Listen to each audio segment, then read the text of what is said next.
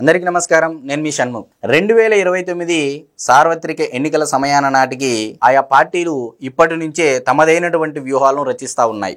మరి ఏ పార్టీ ఎటువంటి వ్యూహం రచిస్తూ ఉంది అనేది మనం ఒకసారి విశ్లేషించుకున్నట్లయితే మరి అతి ముఖ్యంగా జగన్మోహన్ రెడ్డి గారి వ్యూహం. ఎందుకంటే ఆయన ప్రతిపక్షంలో ఉన్నారు కాబట్టి గతంలో అధికారం అనుభవించి 151 సీట్ల నుంచి 11 సీట్లకు రావడం జరిగింది. ఆయన ఓటమి చెందడం జరిగింది. తద్వారా ఎందుకంటే ప్రతిపక్షంలో ఉన్నటువంటి పార్టీకే ప్రజలు ఆ పార్టీ చేసేటువంటి పోరాటాలపైన దృష్టి ఉంటుంది కాబట్టి డెఫినెట్గా జగన్మోహన్ రెడ్డి గారి పార్టీ గురించి మొదటగా మనం చర్చించుకోవాలి. మరి వైఎస్ఆర్సీపీ పార్టీ చేసేటువంటి వ్యూహం ఏంటి? మనము బాగా గమనించండి. ఈ మధ్యకాలంలో జగన్మోహన్ రెడ్డి గారు ఓడిపోయిన తర్వాత మొదటి 3 నెలలు సైలెంట్గా ఉండిపోయినారు. అది అందరికీ తెలుసు. మరి 3 నెలల తర్వాత ఆయన ఎవరు అనుకోలేదు ఇంత రీస్టాండ్ అవుతారు, ఆయన మరలా ప్రజలలోకి వస్తారని చెప్పేసి ఎవరు అనుకోలేదు. ఎందుకంటే పక్క రాష్ట్రంలో ఉన్నటువంటి తెలంగాణ రాష్ట్రంలో కేసీఆర్ గారు 9 ఏళ్ళు నిరవధికంగా ఆయన పరిపాలన చేశారు. అంటే ఇంకా నాకు తిరుగులేదు ఆ రాష్ట్రంలో అన్న విధంగా పరిపాలన చేశారు. అలాంటి వ్యక్తి కూడా ఓడిపోయిన తర్వాత 119 నియోజకవర్గాలకు గాను 64 సీట్లు కాంగ్రెస్ పార్టీకి, 39 సీట్లు బీఆర్ఎస్ పార్టీకి వస్తే మరి 39 సీట్లు వచ్చినటువంటి కేసీఆర్ గారు సైతం బయటికి రావడానికి దాదాపు సంవత్సర కాల వ్యవధి పడింది. అంటే ఆయన రిటార్ట్ కాలేకపోయారు. మరి జగన్మోహన్ రెడ్డి గారు ఏ విధంగా రిటార్ట్ అయ్యారు? ఇమీడియట్గా ప్రజలలోకి రావడానికి, అంటే కార్యకర్తలని, నాయకులను ప్రజలలోకి మమేకం అవ్వడానికి, సమాయత్తం చేసేదానికి కార్యక్రమాలు నిర్వహించడం ఏ విధంగా చేశారనేది వాళ్ళు గత సంవత్సర కాల వ్యవధిలో చేస్తున్నటువంటి ఆరోపణలు కానీ చేస్తున్నటువంటి పోరాటాలు కానీ మీరు బాగా గమనించినట్లయితే మరి ఈరోజు కూటమి ప్రభుత్వం చేస్తున్నటువంటి పరిపాలనలో ఎక్కడ లోపాలు వెదకలేక, ఎందుకంటే ఫీజు 4 అనే ఒక కార్యక్రమము ఫీజు రియంబర్స్మెంట్ మీద వీళ్ళు చేయడం జరిగింది. దాదాపు 5 సార్లు వాయిదా వేయడం జరిగింది. ఎందుకంటే అంతకు మునిపే కూటమి ప్రభుత్వము ఈ కాలేజీల యాజమాన్యంతో, అంటే వారి యొక్క అసోసియేషన్తో కూర్చొని మాట్లాడి విడతల వారీగా మేము డబ్బులు చెల్లిస్తామని చెప్పేసి ఇప్పటి వరకు 3 విడతల్లో డబ్బులు చెల్లించడం జరిగింది. మిగతా మొత్తం కూడా మేము విడతల వారీగా డబ్బులు చెల్లిస్తామని కూడా ఒప్పందం చేసుకోవడం జరిగింది. అదేవిధంగా ఏ కాలేజీ ఆ చదువు పూర్తి అయిన తర్వాత సర్టిఫికేట్స్ ఇవ్వకోకుండా ఏ యాజమాన్యమైన ఇబ్బంది పెడితే మా నోటీస్కి తీసుకొని వస్తే వాళ్ళకి ఫైన్ కూడా విధిస్తామని చెప్పేసి కూడా ప్రజలందరికీ ఇది తెలిసినటువంటి వాస్తవం. ఇక్కడ వైఎస్ఆర్సీపీ పార్టీ కూటమి ప్రభుత్వాన్ని టార్గెట్ చేయడంలో ఖచ్చితంగా ఫెయిల్యూర్ అయింది. ఇకపోతే మెడికల్ కాలేజీలు ఇక్కడ కూడా సెల్ఫ్ గోల్ వేసుకున్నారు వైఎస్ఆర్సీపీ పార్టీ వాళ్ళు. ఎందుకంటే గతంలోనే దీనిపైన చాలా మనం వీడియోలు కూడా చేయడం జరిగింది. 133, 107, 108 జీవోలు ఇచ్చి జగన్మోహన్ రెడ్డి గారే ప్రభుత్వ వైద్య కళాశాలలో ఈ ఫీజులు, అంటే ఆ కాలేజీలు మేనేజ్మెంట్ చేయడానికి కొంత డబ్బు కావాలి కాబట్టి దానిని కూడా ఈ 107, 108, 133 జీవోలు ఎందుకు ఇచ్చారనే అంశం కూడా మాట్లాడుతూ దీంట్లో కూడా వైఎస్ఆర్సీపీ పార్టీ సెల్ఫ్ గోల్ వేసుకోవడం జరిగింది. ఇకపోతే విద్య, వైద్యం. ఇక తర్వాత ఏమంటున్నారంటే వైఎస్ఆర్సీపీ పార్టీ పైన, కార్యకర్తల పైన కేసులు పెడుతున్నారు, అన్యాయంగా చేస్తున్నారని చెప్పేసి. డెఫినెట్గా ఇది కూటమి పార్టీ, అంటే తెలుగుదేశం పార్టీ అయినా, జనసేన పార్టీ అయినా, భారతీయ జనతా పార్టీ అయినా, వైఎస్ఆర్సీపీ పార్టీ అధికారంలో ఉన్నప్పుడు ఇదే చంద్రబాబు నాయుడు గారు అసెంబ్లీకి అధికారం వచ్చిన తర్వాత, సీఎంగా ఎన్నుకోబడిన తర్వాత, మొదటిసారిగా అసెంబ్లీకి వచ్చిన తర్వాత ఎంతమంది పైన కేసులు ఉన్నాయంటే అక్కడ అసెంబ్లీలో 175 మందికి గాను దాదాపు 90% చేతులెత్తి ఏకంగా నిలబడమంటే అంటే జగన్మోహన్ రెడ్డి గారి పరిపాలన కాలంలో ఏ స్థాయిలో కేసులతో వేధించారు అనేది సాక్షాత్తు అసెంబ్లీ సాక్షిగా చంద్రబాబు నాయుడు గారు ప్రజలకు తెలియజేశారు.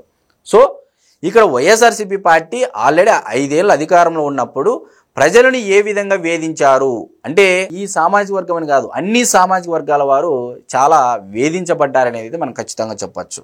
ఇకపోతే ఇప్పుడు వైఎస్ఆర్సీపీ పార్టీ వాళ్ళు చేసేటువంటి వ్యూహం ఏంటంటే ఇప్పుడు కొత్తగా రచిస్తున్నటువంటి వ్యూహము కులాల మధ్య చిచ్చు పెట్టడం. కానీ జగన్మోహన్ రెడ్డి గారు మొదటి నుంచి చేస్తున్నటువంటి ఒకే ఒక నినాదం ఏంటంటే కులం చూడం, మతం చూడం, ప్రాంతం చూడం అని చెప్పేసి అంటూ ఉంటారు.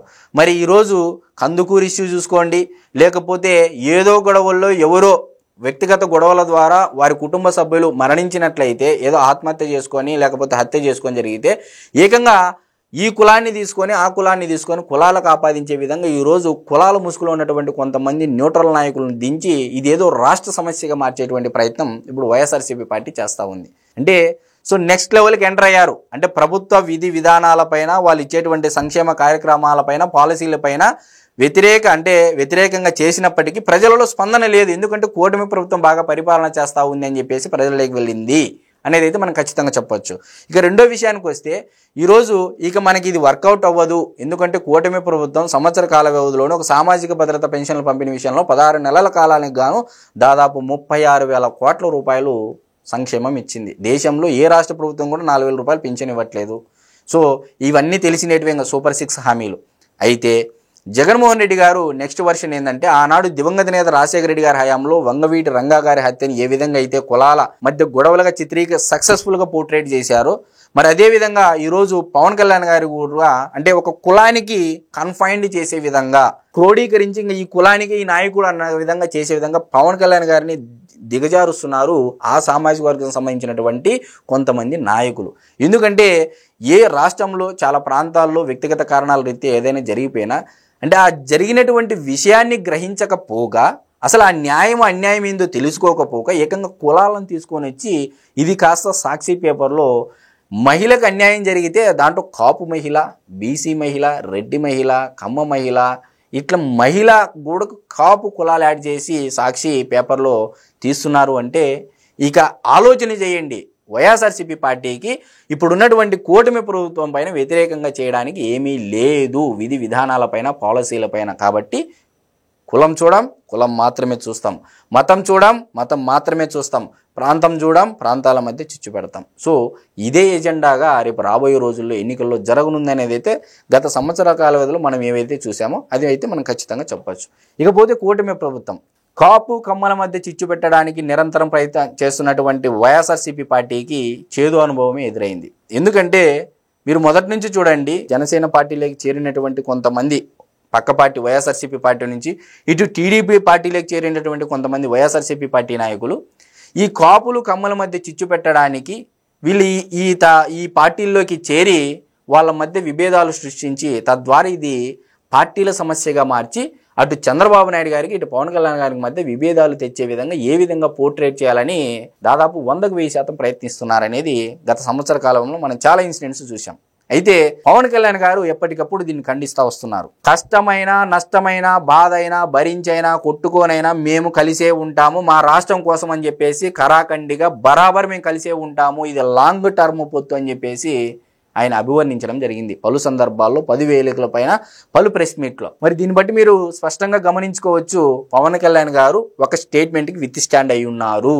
సో నారా చంద్రబాబు నాయుడు గారు కూడా ఆయన్ని పక్కనే పెట్టుకొని అంటే ఒక సీఎం తర్వాత సీఎం వ్యక్తిగా ఒక డిప్యూటీ సీఎంకి ఇవ్వాల్సినటువంటి గౌరవము ముఖ్యమంత్రి గారు ఇస్తూ మేమిద్దరం కలిసే ఉన్నాము, రాష్ట్ర ప్రజల కోసం, రాష్ట్రం కోసం, రాష్ట్ర ప్రజల సంక్షేమం కోసం, రాష్ట్ర ప్రజల అంటే రక్షణ కోసం మేము కలిసే ఉంటాము, ఖచ్చితంగా ఇది చాలా కాలం సుదీర్ఘంగా కొనసాగుతుందని చెప్పేసి వారి యొక్క అంటే కదలికల ద్వారా పలు వేదికల పైన వాళ్ళు నడిచేటువంటి సంభాషణలు కానీ వాళ్ళు మాట్లాడుకునే విధానం కానీ వాళ్ళు నడుచుకునేటటువంటి తీరు కానీ మీరు గమనించినట్లయితే వారిద్దరి అనుబంధం ఏ విధంగా ఉందనేది చెప్పకనే చెప్తున్నారు ప్రజలకి.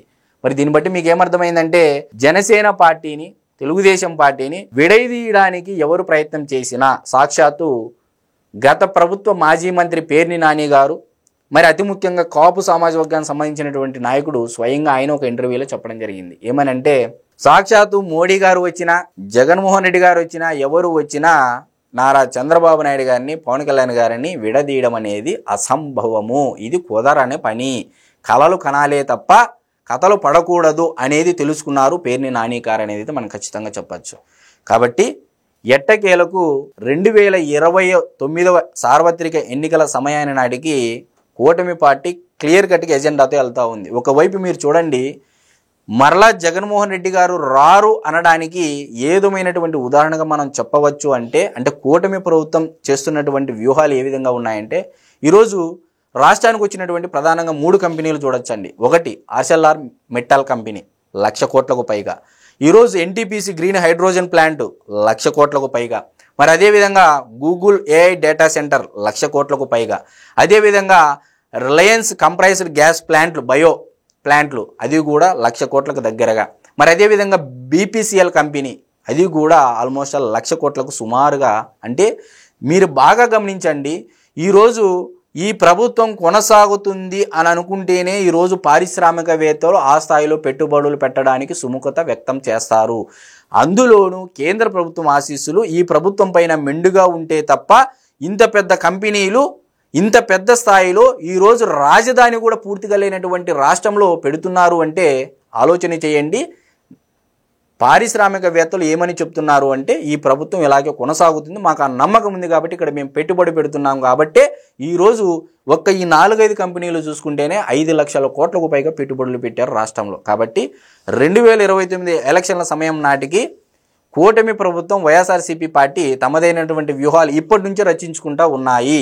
మామూలుగా సార్వత్రిక ఎన్నికల సమయానికి ఒక 6 నెలల ముందో సంవత్సరం ముందు నుంచి ఎన్నికల హడావిడి మొదలవుతుంది. కానీ ఆంధ్రప్రదేశ్లో మటుకు గెలిచిన మొదటి సంవత్సరం తర్వాత నుంచి మొదలయ్యాయి అయితే మనం ఖచ్చితంగా చెప్పొచ్చు. నమస్కారం.